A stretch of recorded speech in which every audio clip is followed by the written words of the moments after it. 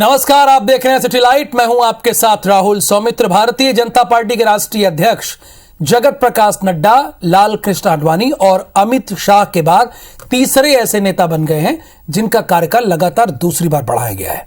BJP की राष्ट्रीय कार्यकारिणी की बैठक के दूसरे दिन जगत प्रकाश नड्डा का कार्यकाल जून 2024 तक बढ़ा दिया गया है। इस दौरान कई राज्यों के विधानसभा चुनाव, अगर कई क्या 10 राज्यों के विधानसभा चुनाव हैं और साथ ही साथ एक बड़ा लोकसभा का चुनाव है, यानी आम चुनाव है।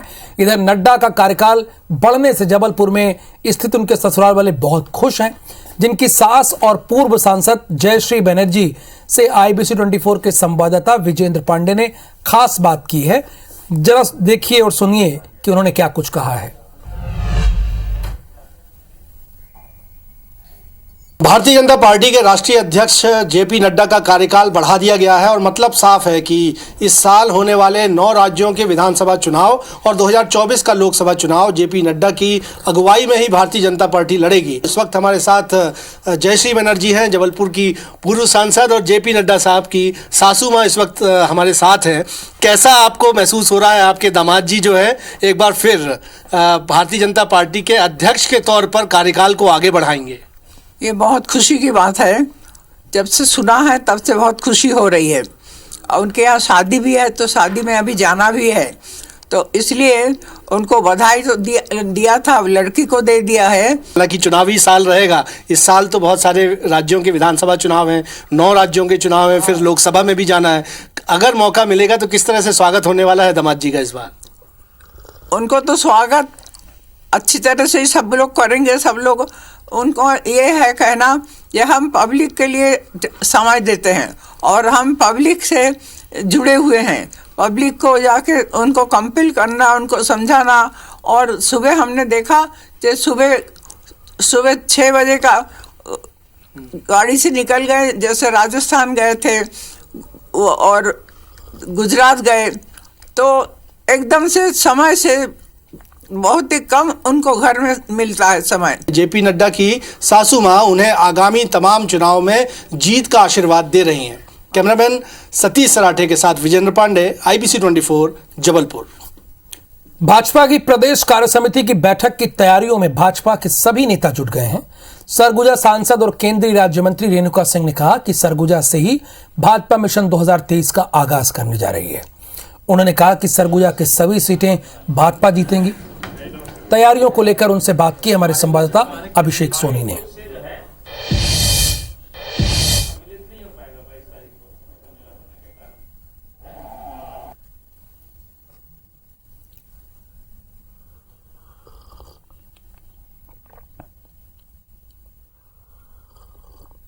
सम्मिलित नहीं हो पाएगा 22 तारीख को।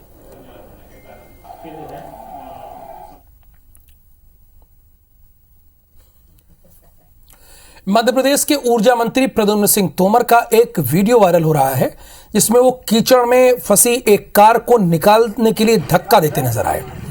वीडियो पर कांग्रेस नेताओं ने मंत्री को ट्रोल किया है, जिस पर ऊर्जा मंत्री प्रद्युम्न सिंह तोमर ने कहा है, जो गाड़ी कीचड़ में फंसी थी मेरी गाड़ी नहीं थी, मैं सिर्फ मदद के लिए गया था। क्या जनता की मदद करना भी बुरी बात होती है?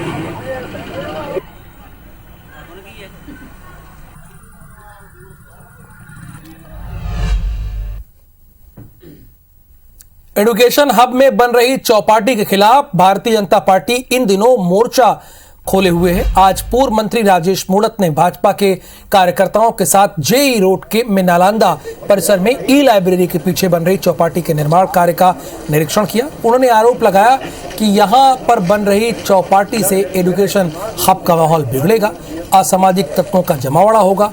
राजेश मूणत ने छात्र छात्राओं से भी बात की। इस पर महापौर एजाज डेबर ने पलटवार करते हुए कहा कि ये सब भाजपा सरकार में ही तय हो चुका था, वर्क ऑर्डर भी जारी हो चुका था। राजेश मूणत का बयान सिर्फ राजनीति से प्रेरित है। अब ये जाकर के यहाँ चौपाटी ला रहे हैं, ये भी एक आश्चर्यजनक बात है। कभी एकदम पिछवाड़े जाकर के यहाँ चौपाटी, ये न्यूसेंस वैल्यू बढ़ेगी। रास्ता एक ही है, उन बच्चों के बीच से कौन यहाँ आएगा? हम भारतीय जनता पार्टी के कार्यकर्ता इसके बाद में अगली लड़ाई के लिए विचार करेंगे बिल्कुल, और दमदारी से लड़ेंगे। भेंट मुलाकात कार्यक्रम के तहत आज मुख्यमंत्री भूपेश बघेल कटघोरा विधानसभा क्षेत्र पहुंचे, जहां ग्राम रंजना में पूर्व प्रधानमंत्री राजीव गांधी की 3 टन वजनी प्रतिमा का अनावरण किया। इस प्रतिमा का निर्माण ग्राम पंचायत ने ही किया है। ये प्रतिमा जमीन से 12.50 फीट ऊंची है, यानी 12.5 फीट ऊंची है। आप सरल भाषा में कह सकते हैं। मुख्यमंत्री भूपेश बघेल ने कहा कि नोन बिर्रा पहुंचे, ये जहां एक किसान ने 3 पीढ़ी से जमीन पर काबिज होने के बाद भी पट्टा नहीं मिलने की कंप्लेन की। इसके बाद सीएम अधिकारियों को कल तक पट्टा देने का निर्देश दिया। इस दौरान किसी ने जाति प्रमाण पत्र नहीं मिलने की शिकायत की तो किसी ने योजना से मिले लाभ के प्रति सीएम का आभार जताया।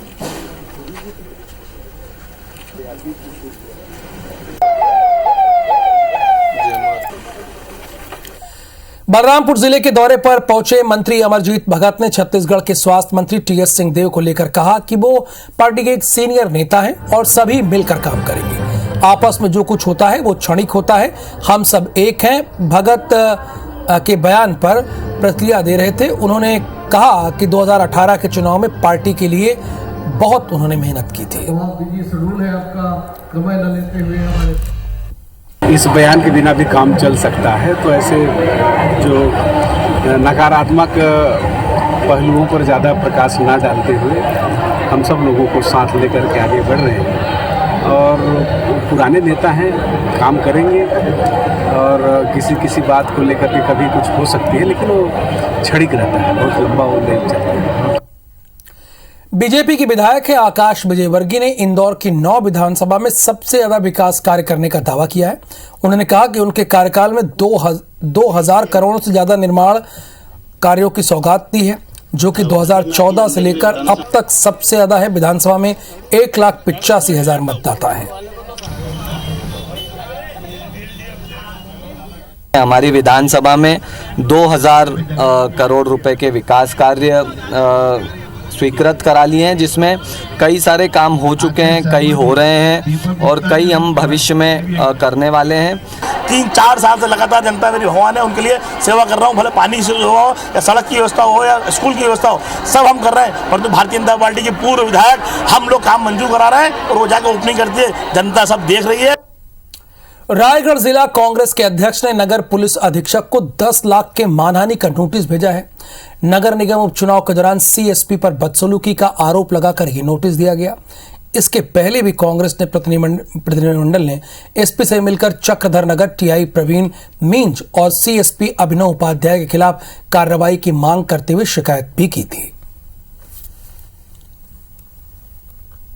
पुलिस की जो कार्रवाई थी उससे ये साबित हो रहा था कि वो मुझे बदनाम करना चाहते हैं, और जिसको लेकर मुझे बहुत ही तकलीफ हुई। मेरे जानने वालों पहचानने वालों को तकलीफ हुई, मेरे मान सम्मान में ठेस पहुंची। लोगों को मुझे बिना वजह स्पष्टीकरण देना पड़ा, इसलिए उनको मैंने अपने अधिवक्ता के माध्यम से मानहानि का नोटिस भेजा है। बिलासपुर में रेलवे के साथ हुई बैठक में सांसदों ने रेलवे के रवैये को लेकर जमकर नाराजगी जताई। बैठक में 12 सांसदों और सदस्यों में केवल 3 जांजगीर चांपा, रायगढ़ और शहडोल के सांसद शामिल रहे। इसके अलावा अन्य सांसदों के प्रतिनिधि बैठक में सांसदों के मांगों और सुझावों के साथ पहुंचे। इस दौरान बैठक के शुरू होने के साथ ही कई सांसद प्रतिनिधियों ने रेलवे के रवैये के खिलाफ जमकर नाराजगी जताई। बैठक में ट्रेनों के स्टॉपेज, लेट लतीफी, रेल ब्रिज, स्टेशन प्लेटफॉर्म समेत यात्री समस्याओं और सुविधाओं को लेकर जनप्रतिनिधियों ने जमकर सवाल जवाब किया। इस बैठक में सांसदों से अपने जो क्षेत्र के अंतर्गत रेलवे स्टेशन आते हैं, उन रेलवे स्टेशनों में क्या क्या कमी है उसका सुझाव लिया जाता है, और 1-1.5 माह के तैयारी के पश्चात उस सुझावों पर यहाँ जो महाप्रबंधक महोदय हैं वो अपना जवाब देते हैं। तो सबसे पहले इन्होंने जब फोल्डर दिया, जो लिस्ट थे, जो प्रस्ताव सभी सांसदों के द्वारा भेजे गए थे, उस प्रस्तावों में इन्होंने अपनी टिप्पणी लिख दी थी। तो उसी बात को मुझे नाराज़गी थी और मैंने उस पर ऐतराज़ किया। जिसमें बिलासपुर क्षेत्राधिकार के अंतर्गत जितने भी बिलासपुर मंडल के क्षेत्राधिकार जितने भी सांसद थे या उनके प्रतिनिधि थे, उन्होंने आज इसमें हिस्सा लिया और उन्होंने सब अपने क्षेत्र की और अपने अपने संसदीय क्षेत्र की जो भी उनके स्टेशन आते हैं उन्होंने अपनी अपनी मांगें रखी। मेनली यह मांगें उनकी थी जो यात्री सुविधाओं से संबंधित मांगें थी। मध्य प्रदेश यूथ कांग्रेस ने चुनावी साल में बड़ी सर्जरी की है। यूथ कांग्रेस के 23 पदाधिकारियों की छुट्टी कर दी गई है। पदाधिकारियों की निष्क्रियता को इसकी वजह बताई जा रही है। यूथ कांग्रेस के प्रदेश अध्यक्ष विक्रांत भूरिया ने बताया कि लगातार नोटिस के बाद भी कुछ पदाधिकारी पार्टी के कार्यक्रमों में दिलचस्पी नहीं ले रहे थे, लिहाजा सचिव, विधानसभा प्रभारियों समेत 23 पदाधिकारियों को पद मुक्त कर दिया गया। लगातार बहुत लंबे समय से निष्क्रिय थे और संगठन का काम नहीं कर रहे थे, ना ही कोई किसी तरह के आंदोलन या फिर यूथ जोड़ो बूथ जोड़ो कार्यक्रम में उनका सहभागिता दिख रही थी। आज उन पर कार्रवाई करते हुए उन्हें टर्मिनेट करा गया है और इसमें 19 विधानसभा अध्यक्ष, 1 जिला अध्यक्ष और 3 प्रदेश सचिवों को टर्मिनेट करा गया है। रायपुर नगर निगम मुख्यालय में मेयर इन काउंसिल की बैठक का आयोजन किया गया, जिसमें शहर विकास के लगभग 22 एजेंडों को लेकर चर्चा हुई। महापौर एजाज डेवर ने बताया कि 15वें वित्त आयोग के फंड से सॉलिड वेस्ट मैनेजमेंट के तहत नया एक्शन प्लान लाया जा रहा है। फिल्टर के बाद बचे पानी का उपयोग बगीचों और गार्डन में किया जाएगा उपयोग।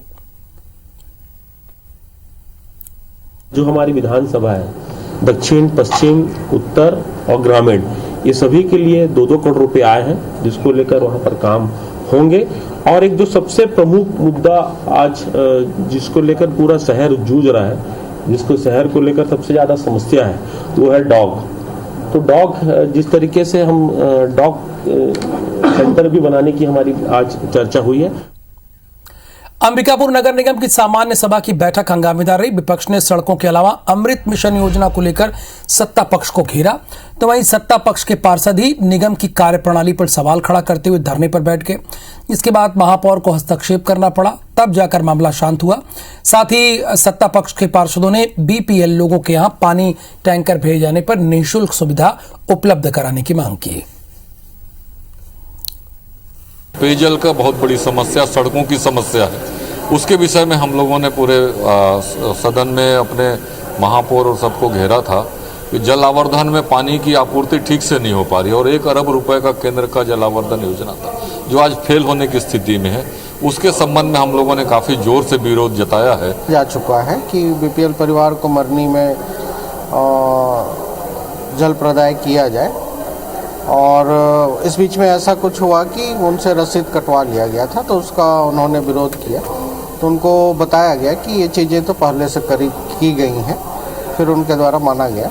जो प्रभारी थे उनके द्वारा एक सिरे से खारिज किया जाता कि नहीं, हम नहीं मानेंगे। तो इस विषय पे हम लोग के द्वारा, मैं और हमारे साथ कई और भी पार्षद थे जिन्होंने विरोध किया कि मृत्यु भोज में कम से कम पानी का पैसा ना लिया जाए, क्योंकि ये संवेदना का विषय होता है। किसी की मृत्यु होती है और ऐसे समय में उनसे अगर संवेदना ना करे नगर निगम, तो ऐसे जनप्रतिनिधि होने से कोई फायदा नहीं है। बिलासपुर में भाजपा ने विकास खोजो अभियान के बाद निगम सरकार ने वार्ड और वार्ड वासियों के समस्या के निदान के लिए वार्डवार समस्या निवारण शिविर शुरू किया है, जिसके तहत जोनवार वार्डों में शिविर लगाकर लोगों के समस्याओं को सुना जा रहा है और उसके निराकरण का प्रयास किया जा रहा है। सामने विधानसभा चुनाव की उल्टी गिनती शुरू हो गई है। कांग्रेस जैसा नौटंकी करते आ रही है, विकास से कांग्रेस का कोई लेना देना नहीं है। और ये जो समस्या निवारण शिविर लगाने की बात कर रहे हैं, समस्याएं तो इतनी हैं, कोई विकास कार्य नहीं है। नगर निगम को 3 साल हो गया, सरकार को 4 साल हो गया, तो क्या आज समस्या आया है जिसका निराकरण लिए हम लोग निकले हैं? हम तो अपने कार्यकाल में जो चीज़ें हैं उसको काम करने की दिशा में काम कर रहे हैं। तो आम जनता है उन तक पहुंच बनाने के लिए और उनको उनके समस्याओं का त्वरित निराकरण करने के उद्देश्य से वार्डों में जन समस्या निवारण शिविर लगाया जा रहा है। जो रोज़मर्रा की है उस तरीके के आवेदन लोग लेके आ रहे हैं और उसका जल्द से जल्द निराकरण किया जा रहा है। ग्वालियर नगर निगम की ने वित्तीय बजट की तैयारियां शुरू कर दी है। महापौर ने जन कार्य, पार्क, विद्युत, पीएचई और कार्यशाला विभाग की समीक्षा बैठक का आयोजन किया। महापौर ने मेयर इन काउंसिल के सदस्यों के साथ साल 2022-23 का बजट फाइनल कर दिया। एमआईसी ने 2100 करोड़ का प्रस्तावित बजट नगर निगम परिषद को भेज दिया है। अब परिषद में पार्षदों से चर्चा के बाद मार्च में बजट को पास कराया जाएगा। नए वित्तीय वर्ष का बजट 8 से 9 लाख रुपए के लाभ का बजट पेश होगा। जनता के हित में ही रख के किया गया है। पूरा बजट जो भी हम लोगों ने तैयार हुआ है ना, वो जनता को जो भी सुविधाएं और जो भी मूलभूत सुविधाएं हैं और महिलाओं को लेकर भी इसमें कुछ रखा है हमने। बजट परिषद में आ गया है और कल हमें जानकारी मिल गई है। अति शीघ्र बैठक बुला के और नियम अनुसार जो भी कार्रवाई होगी उसको आगे बढ़ाएंगे। अब आपको एक अनोखी खबर दिखाते हैं जो सूरजपुर से है। यहाँ जनपद पंचायत अध्यक्ष ने पहले खुद जूते चप्पल का माला बनाया और खुद उसे पहनकर विरोध करते नजर आए। सूरजपुर जनपद पंचायत के अध्यक्ष जगलाल देहाती प्रशासन पर उपेक्षा का आरोप लगा रहे हैं। जनपद अध्यक्ष का कहना है कि सूरजपुर जिला मुख्यालय में यातायात विभाग के द्वारा 33वां सड़क सुरक्षा सप्ताह मनाया जा रहा था। इस आयोजन में वो भी गए थे, लेकिन उन्हें ना तो मंच पर स्थान दिया गया और ना ही उन्हें सम्मानित किया गया, जिससे नाराज होकर सरकार को संदेश देने के लिए उन्होंने जूते चप्पल की माला खुद पहन ली।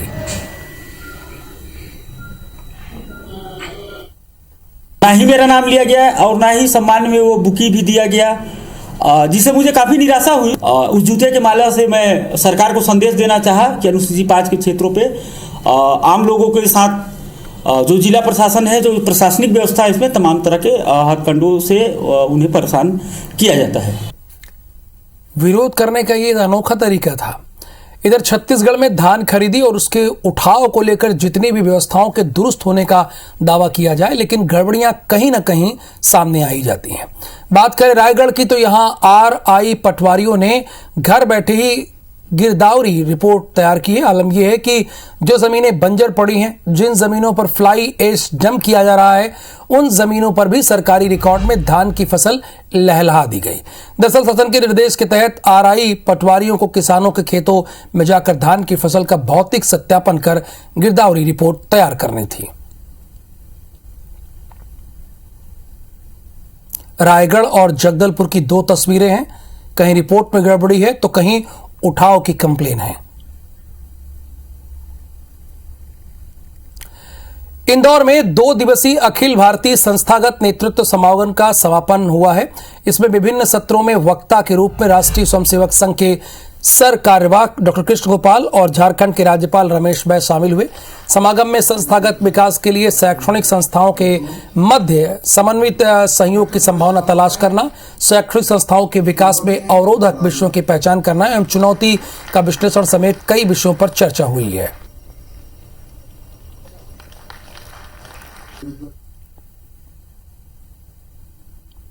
नेशन शब्द पाश्चात्य जगत से आया और मुख्य रूप से जर्मनी से ये उत्पन्न हुआ। जब जर्मन के कुछ साहित्यकारों ने मिलकर के निश्चित किया कि हम जर्मन हैं, हम एक सेपरेट रेस है। राजधानी भोपाल में सफाई कर्मचारी के सम्मेलन का आयोजन किया गया। सम्मेलन में सफाई कर्मचारियों ने सरकार के सामने 18 सूत्री मांगों को रखा। सम्मेलन में नगरीय प्रशासन मंत्री भूपेंद्र सिंह शामिल हुए, जिन्होंने कर्मचारियों की मांगों के निराकरण के लिए 3 सदस्यों की कमेटी का बनाने का ऐलान कर दिया।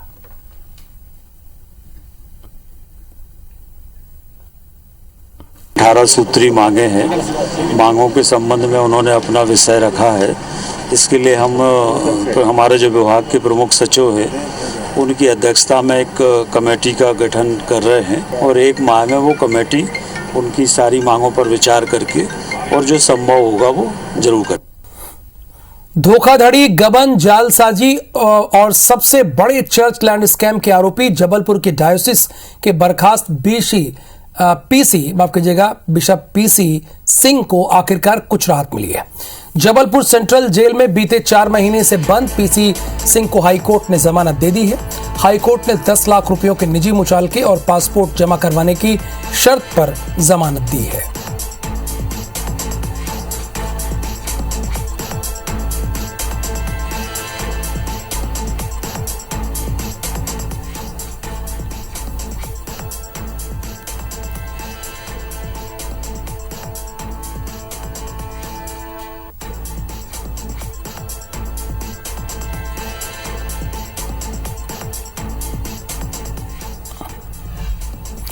वहीं जबलपुर चर्च लैंड स्कैम मामले में बर्खास्त बिशप PC सिंह को EOW कोर्ट से झटका भी लगा है। कोर्ट ने पीसी सिंह को सभी चल और अचल संपत्तियों को अटैच करने के आदेश दिए हैं। ईओडब्ल्यू कोर्ट ने पीसी सिंह के अलावा उसकी पत्नी, बेटी और बेटे के नाम पर दर्ज सभी संपत्तियों को अटैच करने का आदेश सुनाया है।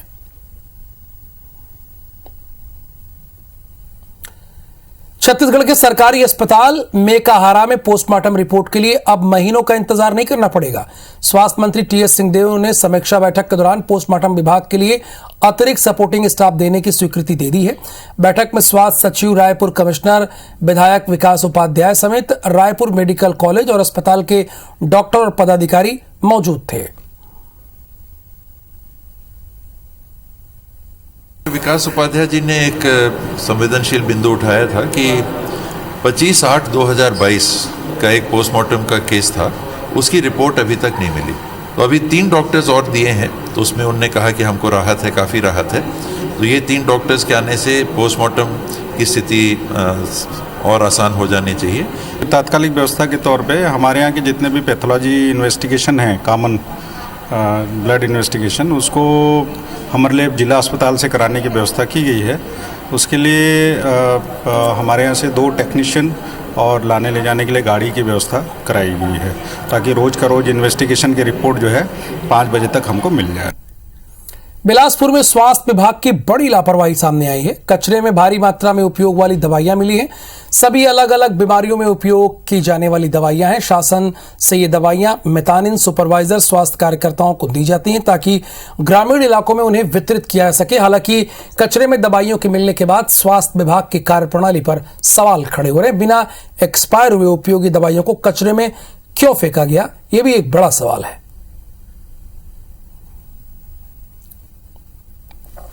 दवाइयों को उठाव किया गया है। इसमें जांच करने में पता लगा कि सिर्फ आयरन सिरप सरकारी है, बाकी उसमें एक पैरास्टामोल है, एंटी डायबिटिक है, कैल्शियम है, आयरन है, जो कि एक प्राइवेट खरीदी है। उसका और जांच करके बैच नंबर को पूरा विस्तृत जानकारी लेके कुछ मैं जानकारी दे पाऊंगा। 19 जनवरी से छत्तीसगढ़ की स्वास्थ्य सेवाएं चरमरा सकती हैं, क्योंकि सरकारी अस्पतालों में काम करने वाले इंटर्न डॉक्टर, जूनियर और बांड डॉक्टर्स ने स्टाइपेंड की मांग को लेकर अनिश्चितकालीन हड़ताल पर जाने का ऐलान कर दिया। हड़ताल में जाने से ये डॉक्टर फिर ना तो रूटीन काम करेंगे और ना ही इमरजेंसी सेवाएं देंगे। ये तीनों का सैलरी पिछले कई सालों से नहीं बढ़ा है और सांकेतिक हड़ताल पे हॉस्पिटल का पूरा काम चालू है अभी, और हम सिर्फ काली पट्टी बांध कर स्ट्राइक कर रहे हैं। और परसों से 19 तारीख से हम लोग कंप्लीट इमरजेंसी और रूटीन सर्विसेज, सारी सर्विसेज बंद करके कंप्लीट स्ट्राइक में बचना चाहिए स्ट्राइक से। ये अति आवश्यक सेवाओं में ये सेवा आती है और जीवन मृत्यु के संदर्भ में वो सेवाएं अपनी दे रहे हैं। ऐसे में स्ट्राइक पे जाना मैं नहीं मानता कि जिम्मेदारी वाला कदम होगा। अब लोग बात रखेंगे। मैंने उनसे ये भी कहा था कि मुझे जानकारी नहीं है। स्वास्थ्य मंत्री हैं लेकिन कह रहे हैं कि हमें जानकारी नहीं है। आगे बढ़ते हैं। सरगुजा के चिरगा में लगने वाले मां कुदरगढ़ी एल्युमिनियम रिफाइनरी प्लांट को लेकर विरोध का दौर लगातार जारी है। मंगलवार को कलेक्टर जनदर्शन में सैकड़ों ग्रामीणों ने कलेक्टर कार्यालय का घेराव किया। ग्रामीणों की मांग है कि गांव में स्थापित होने वाले प्लांट के लिए ग्रामीणों ने अपनी जमीन प्लांट को दे दी। ऐसे में प्लांट नहीं लग पाने की वजह से न तो उन्हें जमीन का लाभ मिल पा रहा है और न ही उन्हें रोजगार उपलब्ध हो पा रहा है।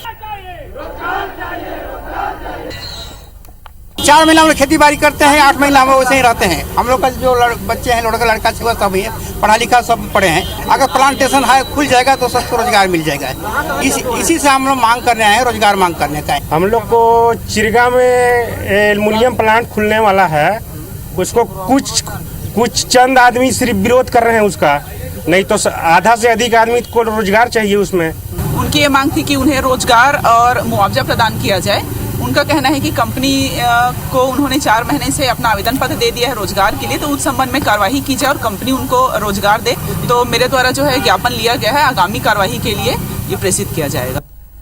रायपुर में वैसे तो प्रशासन सरकारी जमीनों पर अवैध कब्जों पर कार्रवाई को लेकर बड़े दावे करता है, आम लोगों को निर्माण पर तत्काल बुलडोजर चला जाता है, लेकिन जब रसूखदारों की बात हो जाती है तो इन दावों की पोल खुल जाती है। रायपुर के वीआईपी इलाके शंकर नगर के पास ऐसा ही एक मामला सामने है, जहां रसूखदारों ने अवैध रूप से 8 से 10,000 फीट बेशकीमती सरकारी जमीन पर कब्जा करके अवैध कॉम्प्लेक्स खड़ा कर दुकानों में शटर भी लगा दिए हैं। कहने को तहसीलदार ने निर्माण पर 11वें महीने में नोटिस तो चस्पा कर दिया, पर ना तो नगर निगम और ना ही जिला प्रशासन की तरफ से कोई कार्रवाई। जायजा लिया है संदीप शुक्ला ने, हमारे संवाददाता हैं, आपको उनकी रिपोर्ट दिखाते हैं। जब भी शहर में कोई छोटा मोटा अवैध निर्माण होता है तो प्रशासन का बुलडोजर उसे तोड़ने पहुंच जाता है, लेकिन जब बात रसूखदार आदमी की होती है तो इसी प्रशासन के हाथ कांपने लगते हैं। हम आपको एक ताज़ा उदाहरण दिखा रहे हैं। पहले आपको बता दें, हम खड़े हैं शंकर नगर मुख्य सड़क पर और ये बेशकीमती सरकारी ज़मीन है, नाले के ऊपर है, राजस्व विभाग की ज़मीन है, शिक्षा विभाग की ज़मीन है। उसके बाद ऊपर आप देखेंगे ये बड़ा सा जो है अवैध कब्जा बना दिया गया है। 8 से 10,000 फुट पर आप देखेंगे लेंटर डाल के बाकायदा इस पर शटर लगा दिया गया है। और प्रशासन की जो स्कीम चल रही है 102% में सरकारी ज़मीन लेने वाली, उसका दुरुपयोग किया गया है। सबसे बड़ी बात, खुद राजस्व विभाग ने, आप देखेंगे तहसीलदार न्यायालय ने इसे नोटिस दी है और 30/11 का नोटिस है, जब इस पे स्थगन आदेश इसे मिल गया था। उसके बाद भी 30/11 के बाद से अभी 2 महीना गुजर चुके हैं, इस पर कोई कार्रवाई नहीं हुई है। और रसूख कदम देखिए आपका या हमारा किसी का छोटा मोटा कोई निर्माण होता, कोई गरीब आदमी का, तो उस पर बुलडोजर चल जाता है, चाहे वो झोपड़ी हो, चाहे पान का ठेला हो, चाहे चाट का ठेला हो, लेकिन इस पर कोई कार्रवाई नहीं हो रही। और आपको सबसे बड़ी बात आप बता दें, उस पर साफ साफ लिखा है कि शिक्षा विभाग की ज़मीन है। सबसे बड़ी बात, नाले के ऊपर ये पूरा जो है निर्माण कर दिया गया। आपको बता रहे हैं रायपुर में जो जल भराव की स्थिति होती है, हमने पहले भी दिखाया कि नाले पे कब्जे के कारण ही होता है। और ये देखिए नाला पूरे तरीके से यहाँ पर एनक्रोच कर दिया गया है। 7 से 8 फुट की दूरी पर नाला है। ये नाले की ही ज़मीन थी, लेकिन इसे पाट कर आप देखेंगे पूरा निर्माण कर दिया गया है। और ऐसा नहीं है कि प्रशासन के ये संज्ञान में नहीं है, खुद तहसीलदार ने नोटिस दिया है, नगर निगम ने नोटिस दिया, लेकिन कार्रवाई नहीं हो रही है। महीनों में लगातार इसका जो है निर्माण जारी है और अब ये दुकानें खुलने की तैयारी में है। यहाँ पर लगभग 4 से 5 एकड़ जमीन है, जिस पर आपको अलग अलग लोगों के अवैध कब्जे दिखेंगे। तो एक बार फिर से हमने सवाल उठाया है, देखते हैं प्रशासन अब इस पर कोई कार्रवाई करता है या फिर ये अवैध कब्जे आगे जाके दुकान में तब्दील होते या फिर ये ढर्रा ऐसे ही चलता रहेगा। कैमरामैन नजीर खान के साथ संदीप शुक्ला, IBC 24 रायपुर। प्राप्त जानकारी है उसके अनुसार वो शिक्षा विभाग की आवंटित भूमि है और उस पर अभी तहसीलदार के माध्यम से स्थगन आदेश भी जारी किया गया है और निर्माण को जो है हटाने के लिए जो है दस्तावेज आहूत किए गए हैं। और उसके बाद जैसी अग्रिम कार्रवाई होगी उस आधार पर फिर जो SDM और तहसीलदार के माध्यम से जो उस पर कार्रवाई होगी उसमें जो है निगम जो है पूर्ण रूप से सहयोग करेंगे। सिटीलाइट केस बुलेटिन में फिलहाल के लिए इतना ही। मुझे दीजिए अनुमति। नमस्कार।